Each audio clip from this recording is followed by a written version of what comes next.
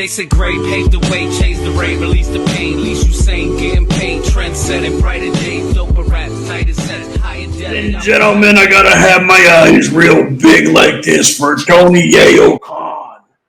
We gotta go in hard like this. Gentlemen, as a matter of fact, only one gentleman. I want you to talk to me about CM Punk. Who, me? You go first. You know, I went last time. I took up 10 minutes or 15 minutes of the time. But he said gentlemen. He said gentlemen, so I'm trying to figure out who walked in. So. He wasn't talking to you, but I'll allow you to speak. I got nothing to say about these morons. You guys are a bunch of idiots. Hold on. So CM Punk goes supposedly CM Punk and who's the other guy? Ace Steel that I've never heard of in my life. Steel. Oh, dude, Ace Steel. He used to be in TNA, so you should know who that is. I don't know what no bum ass Ace Steel is. So Ace Steel and CM Punk. Now you know what? Before AB goes nuts, right? Let me talk on CM Punk real quick because I'm an MMA guy, right? So I'm not a fan, so that's fine. So WWE, he talks his little thing. Everyone remembers the classic mic drop, blah blah blah, right? Yeah, cool, deuces. They're like, yo, get the hell up out of here, pack your shit and go. Disappears for a little while. He's like, I'm a fighter, right? And we're like, all right. So he goes to UFC, and anyone who understands mixed martial arts, especially the biggest brand in the world, UFC. The first fight they're going to give a big name, a big talent coming in, is they give you a feeder, someone who they know you're going to beat, right? CM Punk goes in and gets beat by the feeder.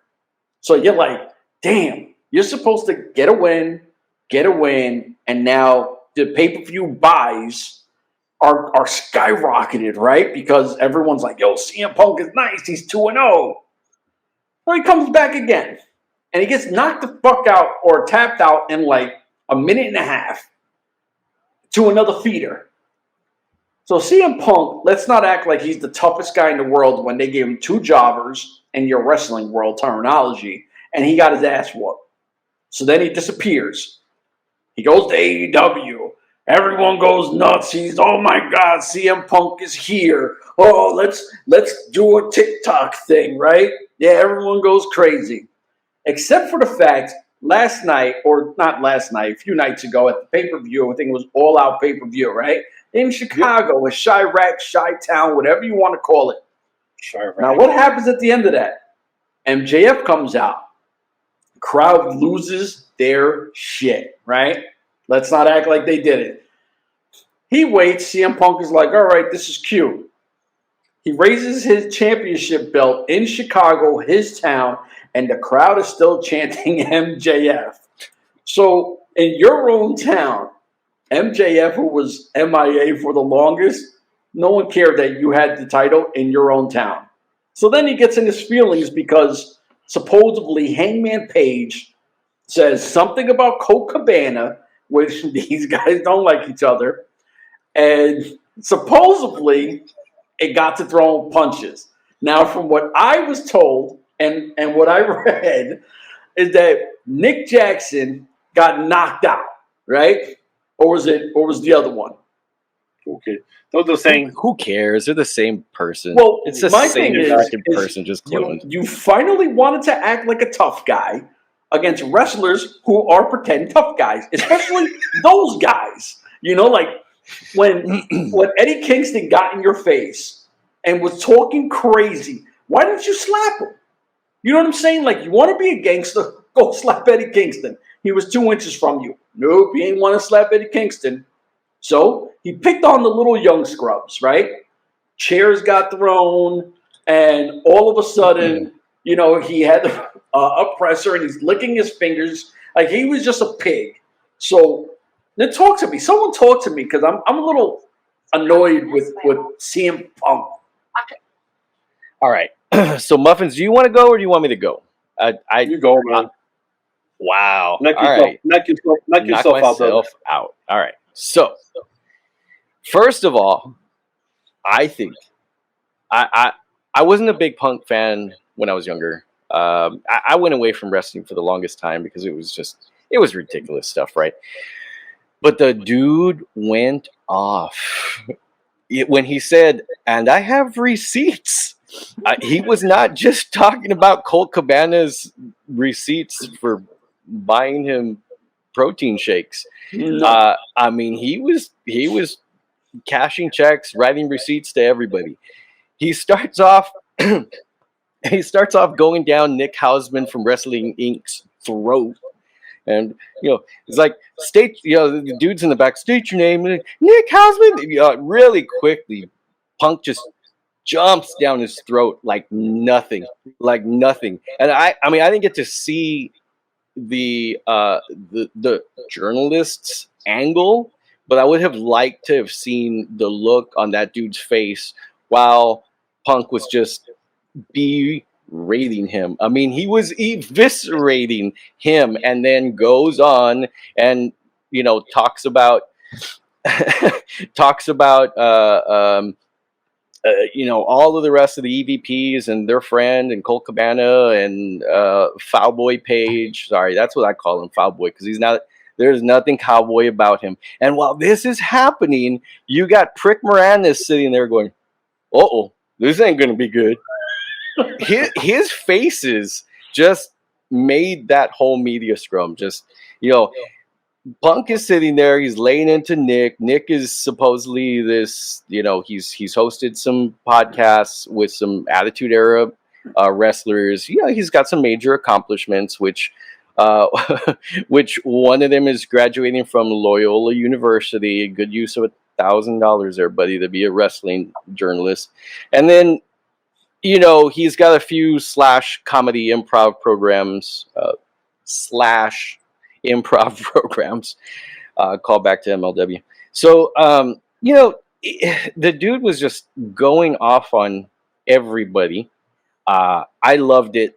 I absolutely loved it. And that's because in my opinion, I think that Punk is smart. He's a smart man. I think that the other three, Lenny, Squiggy, Curly, and Fatboy Page, were trying to create a league of their own. They went into business for themselves, huh? Well, no, not only that, right? Well, they literally went into business for themselves. They said, no one else wants us, so let's trick Prick Moranis over here to fund our league. And it was like when I was younger and I was playing baseball, and I was just like, wow, I don't want to go to varsity, right? I don't want to go play with the big boys because they're too big. But I'll make my own team, my own baseball team or softball team, and I'll get my own guys, and I'll be the best guy on that team. And I was like, when my dad points it out to me, it's like, yeah, mijo, that's great that you are the best guy on your team, but your team sucks. And you're never going to get any better unless you go and play with the big boys. And they don't let you play over there, then guess what? You probably suck. And this is what's happening. They created their own league. They thought that they were going to be the big boys, walking in with jewels on their face and whatever else. I'm by looking at your face, I can tell that you don't watch AEW and some of their entrances. But I know they have Dior sneakers that I think are hideous. Jesus Christ. Yeah, the whatever they wear, it's ridiculous. And then, they walk in like, and I know some of it's the heel thing, but it's overly done with them. Like, they think that they are like, we need to act like heels. Like, be yourself. You're a heel. People don't like you. That's it. People don't like you. You don't have go away heat because people like you, and we're like, they don't have MJF heat. People love to hate them. People just don't like them. People, I don't care. I'm gonna get so much hate mail. People are gonna be telling me that they're gonna come kick my dog. I don't care. I really don't. But hold on. Like them, dude. I say this all the time, and he calls me a hater when I say I just don't care. Like, it's not because you're a great heel. I just don't care. Like, you're not interesting enough, so you're going to try to overdo it, and I still don't care. I'm not hating. It's just you're whack. Yeah. I mean, the wrestling is the same match moved to a different angle. It's last night or the other night I was watching the replay and I was just thinking, how many kickouts, and they're going to call them false finishes, and because I didn't hit my move right. How many kickouts do they have to have at some point? Realize, hey, we got to call the match in the ring, and say, read the audience. Dang, the next false finish should be the real finish. These people are going to pop. They're going to go crazy. They're going to rip the chairs off of the foundation. But they do so many false finishes that by the end of their match, the people are like, oh, wait, the match just ended. Wait, that wasn't a kick out? There's so many, and it's the same match. Somebody jumps over a rope, somebody misses, whatever clothesline they were going to do, or whatever Fatboy page calls it, whichever Jackson jumps over and, knees them, and then they do the super kick party. I call it the super kick out party because that's all it is, just a bunch of kickouts. The end of the match was okay. It was okay. I'm going to give them that. But Omega had just put Fatboy in, I don't know what Jim Cornette calls him, sockface, Excalibur. What he was yelling, something driver 69er. I mean, the dude was up in the air, head between Omega's legs. And if this was a real move, that would have been paralyzing. But no. Let's kick out on 1.5 and then have a weak clothesline with a slap leg super kick, and that's going to have to be the finish. When they could have really taken that 69er driver milkshake, whatever the F they called it, and they could have taken that, and Hangman would have been in a neck brace. They could have wheeled him out. It could have been a whole thing. The job order could have been next to him crying in the hospital. It could have been a thing, but no. But he's upset because he's a Bullet Club fan, All Elite fan. He's a Young Scrub fan from his TNA days. Like, he is so biased to Nick and Mark or Matt or Michael Jackson, whatever his name is. He is such a fan Lenny of them. and Squiggy.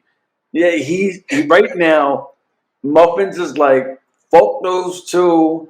He's a bum. He's a hater. Like, I hate these guys. You know what? Listen, we talked about CM Punk. We talked about your elite. What happened?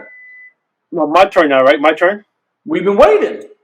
Okay, see, once again, you guys just babbling up for 15 minutes, forgetting what the topic of this conversation was.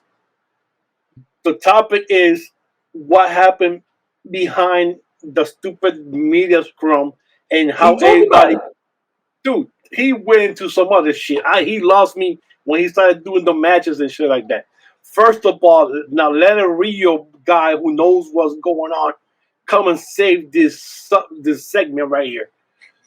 This here, whatever happened backstage is a black eye to any wrestling company. Period. Okay. This fighting with CM Punk, Ace Steel, the Jacksons, Kenny Omega, then you got Christopher Daniels, Sawagawa, whatever.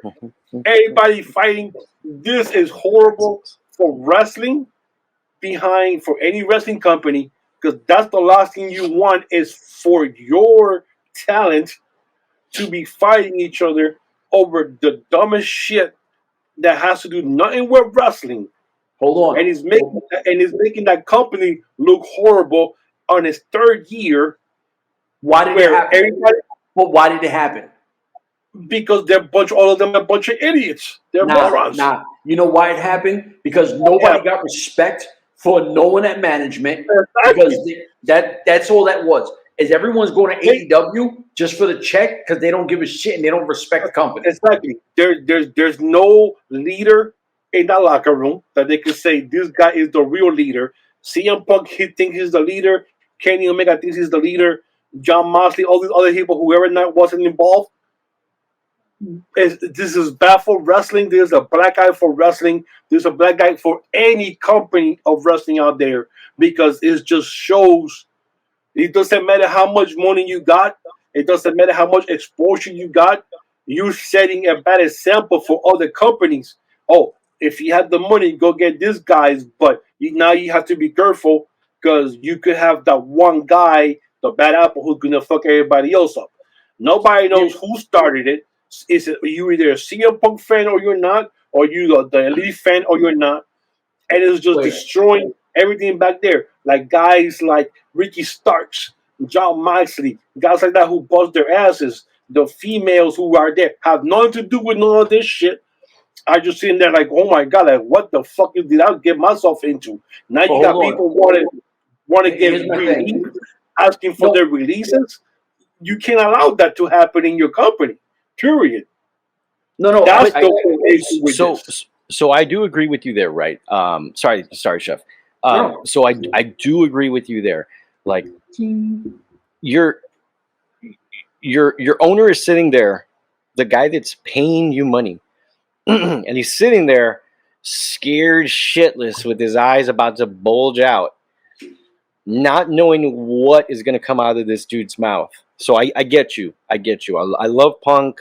I have a small inclination that this is a work, and I think we'll go back. I want to go back to that, but I do agree with you that he shouldn't be hearsay. Sorry, but he shouldn't be partying with his employees. He's over there taking pictures at Ty Conti's and whatever that pretty boy's name is at Sammy Guevara. Tongue boy. Yeah, no, I like him.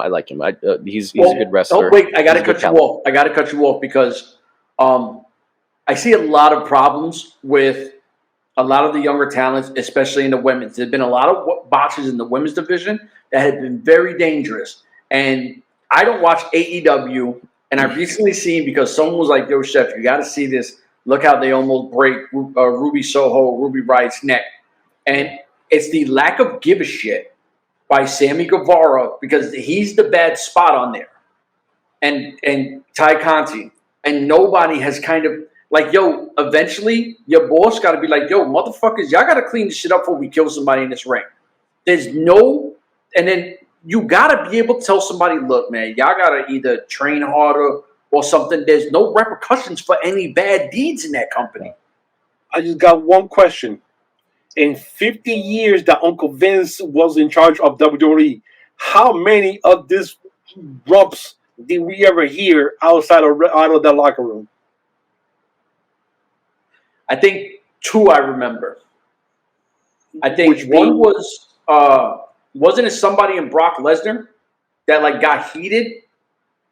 No, but I'm saying about a fight like this. No, not like a fight. Like, I don't think anyone actually connected with hands. Yeah. And the airplane from hell, or the right plane from hell, or whatever, he was there. But how many times have you seen Vince McMahon at somebody's wedding or hanging out at some party and stuff like that? What moron over here wants to do? He wants to be friends with every damn wrestler. He's playing fantasy. I told you, he's like a 14-year-old playing fantasy booking. It's like, this is my best friend here, and now I'm going to go hang out with this guy, and I'm going to go hang out with this guy. You know, like you were saying, Beans, that can happen. You cannot be friends with the talent. The first rule of business, this is your company, and you can act correct. If you don't act correctly, you get the hell out. It's that simple. We're not going to be having this bullshit. Embarrassing. You're 3 years into existence, and I mean, more issues that you have is back issues, not money issues, not TV issues, not shit like that. Not the fans issue, is the actual talent getting in fights in the back. Your talent that you were used before, you don't use them anymore because you moved on to the new shiny toys, and you're hurting your own people. They just broke Ruby Soho's nose when Ty and that dude when they did that stupid move. Jamie Hayter got her nose broken by Thunder Rosa. These people are getting lip locking, getting smacked, getting hurt for real. And now they say CM Punk got hurt again from whatever the scrumple was or whatever happened. This is bad for your brand. Who the hell wants to go there and work for this company when you can't even take care of your people back there? I don't want to work there.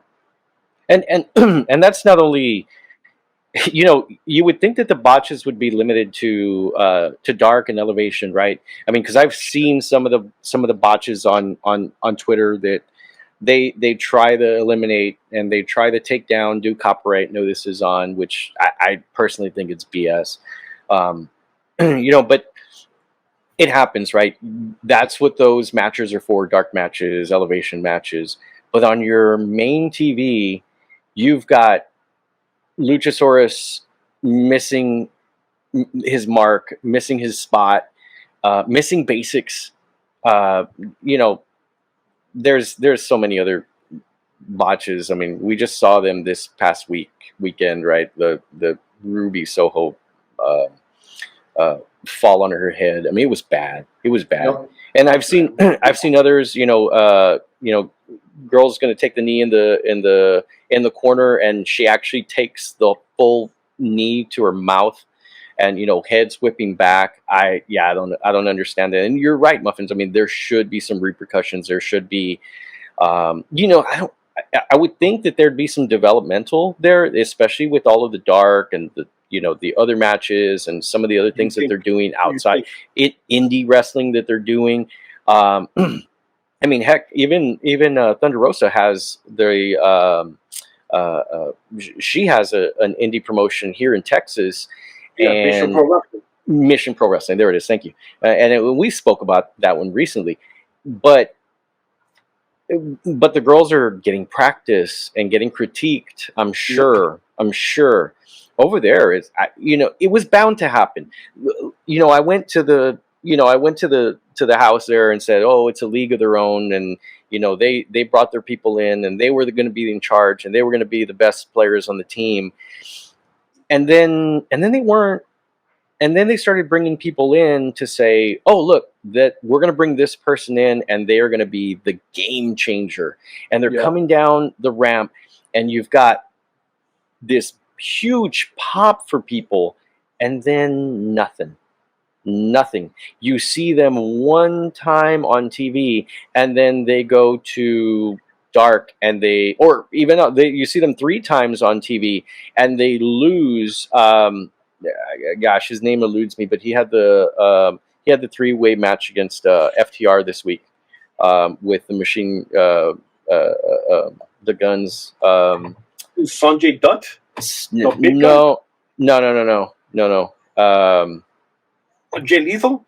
Jay Lethal. They bring him on, pop for him, crazy pop. He loses 5 times on Dynamite and Rampage on national TV, and they're like, oh, but he's got a 22-5 record because he's beating cupcakes on Dark that no one ever sees. Not everyone is just watching you guys. Like, no, it's not just a parallel universe of AEW, and that's all anybody else watches, right? But anyways, I got off subject there. Sorry. The worst thing that could happen is you start your own company and you have your EVPs who are supposed to be set the example, and they're the ones that are in all these fights and all these messes. It's time to get all these EVPs out of their titles. Enough of these EVPs. Okay, if you want to be EVP, you're gonna have to come back. You can't be a wrestler. You can't be doing this. Enough of this shit. You have somebody got to be taking charge. John Moxley needs to say something like, dude, I used to work at the worst place possible with the worst owner ever, who's no longer there, but he kept that place clean. Or we need some kind of rules in the back here because people. What was that saying? You have the Not enough prisoners running, or Indians. the prisoners running the asylum now. Yeah, Oh, yeah, prisoners yeah. running it. The Same inmates thing. running the Yeah. asylum. That's what AEW looks like now. You have the prisoners running the asylum. The guy has lost total control of his own company. His father's gonna come and say, you know something, bro? You embarrassing me and my name, and you embarrassing everything that I'm building for the Khan name, and you're here with this bullshit, and you guys are already acting like a bunch of idiots. Okay, so then I feel like that sort of proves my point, right? With the Lenny and Squiggy over there and Omega, that they came in, they again the league of their own, and then they booked themselves on top, and they continue to book themselves on top, and I then complained about that the whole time, that if they build this company and it's only the elite, now the hard part is the name is elite, which is them. And I get that, whatever. But why do I care when all I keep seeing and they go, oh no, Jericho was a, what do you call it? Okay, fine. Moxley was okay, fine. Every other title pretty much went through the hands of somebody, Bullet Club or the elite. Everything is built around these guys, and it gets to a point where you're like, Ruby Soho, everybody was like, oh, she was wasted on WWE. What the fuck is the difference of Ruby Soho now? Malachi Black, I know him as Tommy End. He was wasted on WWE. What's he doing now? asking for his release, Asking for his release. conditional, You know what I mean? conditional release. So when you look at certain guys, and this is the appeal that AEW had when I first started, I'll give this shit a chance. Guy like Malachi Black, I will watch because I loved his work in Europe before he even came to the States. Goes to AEW, I'm like, oh shit, that's a kind of name that he was in that weird middle pack of he could be a star in WWE, but are they going to push him? You don't know. You go to AEW, you're like, oh, this guy has all the shot, all the shot in the world. But then they start bringing in Moxley, and you're like, all right, he's definitely getting dropped on the Moxley. They bring in CM Punk. You're like, oh, he's going to be dropped on the CM Punk. They bring in Daniel Bryan. Oh, he's going to be. Where does he fit now? They keep bringing in WWE guys, and all those other guys that you were excited for, they're bottom of the card again. And what's the difference between AEW like wasting somebody in WWE? No, and that's a great comment, right? Because I had that comment too. Hey, hey, thanks for bringing us over, but what does it matter if we're gonna get 2 matches and then you're gonna pay us to sit on the sidelines forever? I mean, it didn't make any sense. It really didn't make any sense. And I thought to myself, this was supposed to be the game changer. And I think I'll take the hate, right? If someone hates and says, oh, you don't know and you don't know. Okay, I understand that. Like, you've got a different philosophy than I do, and you've got a different point of view than I do. I can respect that. My thing about AEW is that I wanted an alternative, a super alternative to the WWE conglomerate. I was tired of it. Once they bought out ECW and sent that to the Ringer, and it was just a homogenized version of wrestling. I was tired. I didn't want to watch it anymore. And, I gave you guys the story of how I started watching MLW, and it was in VN, and I loved it. It was one of those things that I absolutely loved. So when I saw AEW and I said, I will give these guys a chance. I want this to work. Anything but WWE. I will take it. And now I'm to the point where I'm sitting here saying, I don't really care. I'll watch it, in the background. I'm doing work, and every once in a while I'll turn around and, see what happened or see the results. I'll tell you how bad it was. I was in Vegas last week, and I usually watch AEW on Wednesdays. Either, I'll record it and be able to download it onto my phone or watch it the next day through DVR. I didn't, because I was in Vegas. Then come Saturday night, my buddy's like, hey, bro, where are you going to watch? The pay-per-view tomorrow? And I'm like, pay-per-view tomorrow. Isn't that like next week or the week after? He's like, no, it's tomorrow. Sends me the link. That's how little I'm starting to care about it. Who am I? No one. I mean, really, really no one. I'm in the big master plan of things. I'm nobody. But people are casual fans and people looking for that other, alternative. They're getting turned away. They're going to get turned away fast. Now, here's something, if I may sort of pose a question, because going back and sort of, digressing all the way back to the Punk interview in the Scrum, Punk says something that is really interesting. He says, there's a point he calls out Squiggy Lenny, Cowardly Lion, and Fatboy Page, and he says, I am trying to run a business. And I said, maybe it was a throwaway line. Maybe it was just something he was saying off, the top of his head, promo, just throwing it out there, right? But he said, I am trying to run a business, and the owner sitting next to him goes, seemed like an agreed. EVP line. It seemed like an EVP line. So at that point, I'm starting to think to myself, well, shoot, did Punk negotiate himself into an EVP spot somehow? Did he get some sort of partnership? I mean, I don't know how much money he made in fighting and anything else he was doing, right? Or did he have a bonus structure? Did he have a bonus structure in his contract where he was able to say, if I pull $1 million gate, I can grab more power, or I've negotiated myself into power in the company. And that was the turning point to say, ha, I did it. Now these fools are mine. Or was it just a work? Or was it legit? I mean, I don't know. I'd like for this to just be like, oh, it's legit. I'm sorry, it's not really legit. It's a work, and there's just a bunch of other things, storylines going to happen. They're finally starting to, do the. Now, hear me out, and I just want to throw this out there real quick. If the three of us are in business, right? We're backstage. Oh, wow. Well, yeah, where I'm going with this, I should be. I walk over and I punch you both in the face, right? Oh, hell no. But you're an EVP. Where I questionably might be CM Punk EVP, and Muffins is an EVP. What are you going to do? How can we work together? I just punched you guys dead in your faces. I'm talking like this, which is not good for the business we've been doing. Now, granted, and this is where I think Tony Khan has to step up big time because, homie, you just got here, right?